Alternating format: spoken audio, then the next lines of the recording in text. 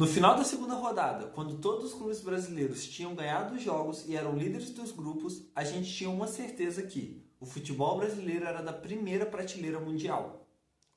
Estamos no meio da terceira rodada e até aqui foram uma derrota e 2 empates para equipes consideradas muito inferiores da MLS. E aí? Será que a gente está no nível da MLS também, porque nós estamos empatando esses jogos sofridos? Será que a gente está no nível da Champions porque a gente conseguiu ótimos resultados contra equipes europeias? A gente vai falar um pouquinho sobre isso e um pouco sobre a questão da expectativa. O que eu acho sobre como o brasileiro vê o futebol, como o brasileiro tem toda essa questão das expectativas. E a gente vai falar, mas já vai deixando seu like aí, compartilhe o vídeo para os seus amigos, tem ajudado bastante no crescimento aí do canal. Sou muito grato a cada um de vocês aí, estão dando bastante força mesmo. Então já deixa o like aí e sem mais enrolação, vamos falar um pouquinho sobre isso. Bom, no final da segunda rodada, todos os clubes brasileiros tinham vencido jogos, eram líderes dos grupos, a situação assim estava bem confortável. Até então era vitória contra o Chelsea, a grande vitória do Botafogo contra o PSG, o Palmeiras jogando bem contra o Porto, o Fluminense jogando bem contra o Borussia. Tudo parecia assim, perfeito. Você via nos comentários, nas redes sociais, o Brasil parecia a melhor liga do mundo. Passou menos de uma rodada, ainda estamos no meio da terceira. Os clubes brasileiros, o Botafogo perdeu um jogo para o Atlético de Madrid, o Flamengo empatou, ainda jogando bem relativamente, não tão bem como vinha jogando, mas não foi um jogo ruim. A gente tem um grande destaque negativo que foi o Palmeiras. Ele chegou a tomar 2-0 do Inter Miami, ele conseguiu buscar um empate ali na raça, mas não foi um grande jogo do Palmeiras contra clubes da MLS. São clubes assim, a derrota do Botafogo para o Atlético de Madrid, você ainda pode pensar, poxa, mas é um grande time europeu, mas empatar e jogando mal contra clubes da MLS? Até que ponto o futebol brasileiro de fato está, até que ponto era empolgação? Como que a gente consegue medir um pouco isso? Porque se menos de uma semana atrás parecia que estava tudo perfeito e o futebol brasileiro era imbatível, hoje já começa a se levantar algumas dúvidas. A questão é, o brasileiro como um todo, eu cheguei a falar isso no vídeo anterior, é muito imediatista. A gente não está preocupado em processos. A grande maioria das pessoas aqui estão preocupadas com conquistas, não importa como elas venham. Vamos dizer que isso está errado? Não, isso vai de cada um ali. Só que isso é um fato. O brasileiro não está preocupado em como ele vai chegar no topo. Ele quer estar no topo e pronto, final. E isso leva a uma série de problemas. A gente já viu aqui, e aqui no Brasil a gente tem vários exemplos de como clubes têm péssimas gestões, porque o presidente ou os dirigentes sabem que se não investir no clube, se não fazer responsabilidades para estar ganhando, a torcida não vai estar apoiando. E olha só que loucura. Às vezes o torcedor tá cobrando tanto uma coisa que é fora da realidade, que isso acaba prejudicando o clube para tentar ganhar um título ou outro ali, e isso acaba comprometendo vários anos no futuro. No futebol brasileiro a gente tem uma série de gestões que foram irresponsáveis e hoje a gente começa a mudar um pouco essa mentalidade, mas isso não se reflete só para o clube. A gente tem um grande exemplo que são com os treinadores. O treinador pode estar fazendo um grande trabalho.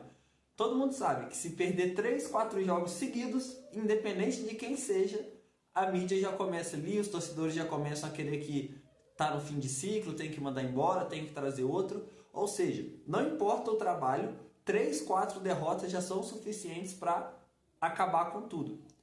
A gente está muito acostumado com esse imediatismo. Tanto nos clubes quanto na seleção brasileira também a gente vê isso.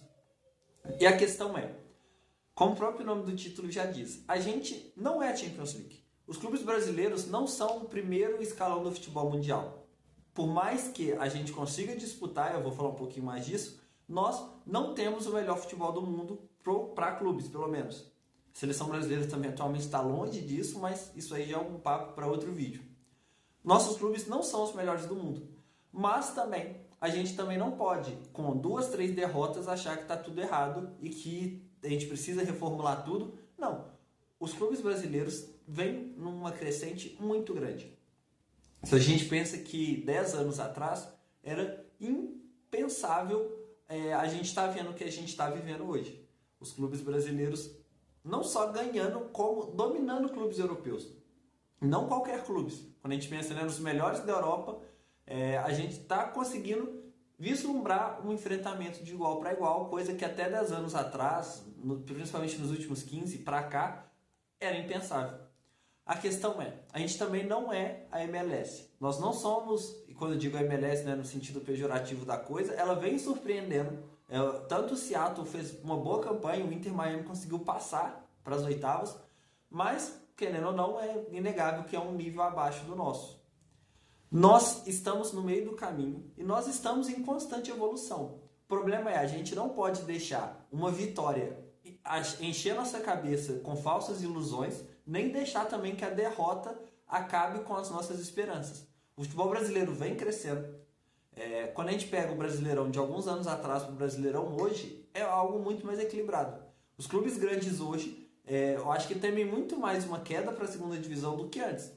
Porque se antes tinham ali 3, 4 clubes assim muito inferiores que os outros, hoje em dia essa distância diminuiu. Então, os clubes menores estão melhores estruturados e os melhores clubes, Palmeiras, Flamengo, Botafogo, o próprio Fluminense, né, que chegou a ganhar a Libertadores alguns anos atrás.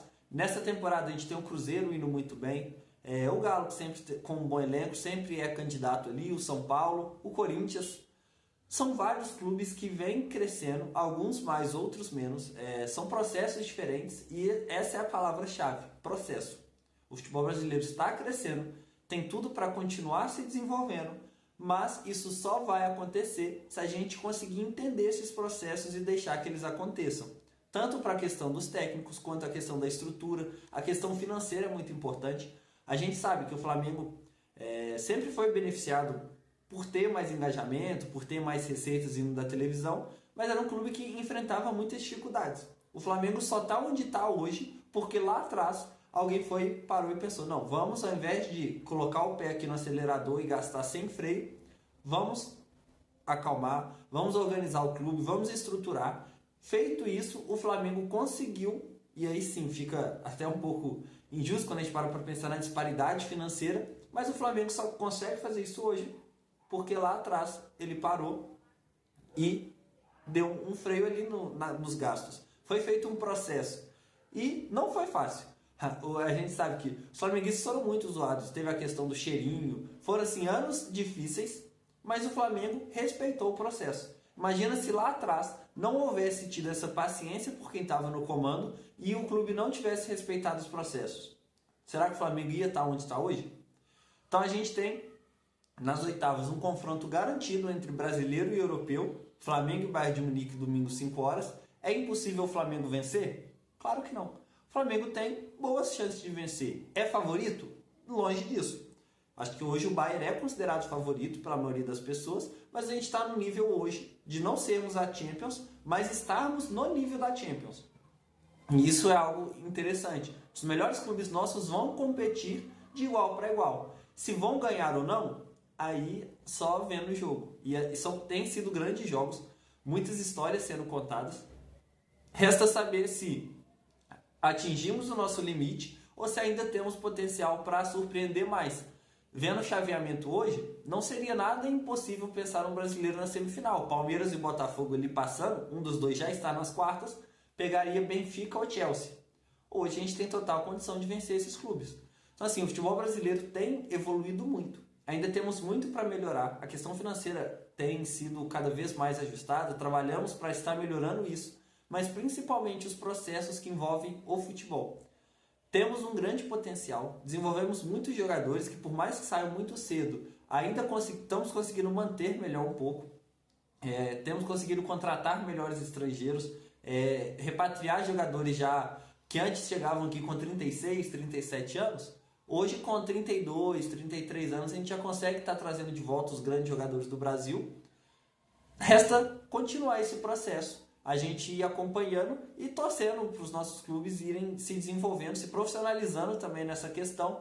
E a gente pode ter a certeza que o futebol brasileiro vai continuar cada vez mais evoluindo e batendo de igual para igual com o futebol europeu.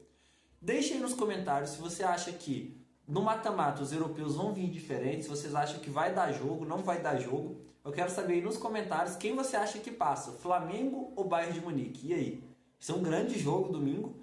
Quero ver aí nos comentários o que vocês acham. Você que ficou até o final, já deixa o seu like, compartilhe também.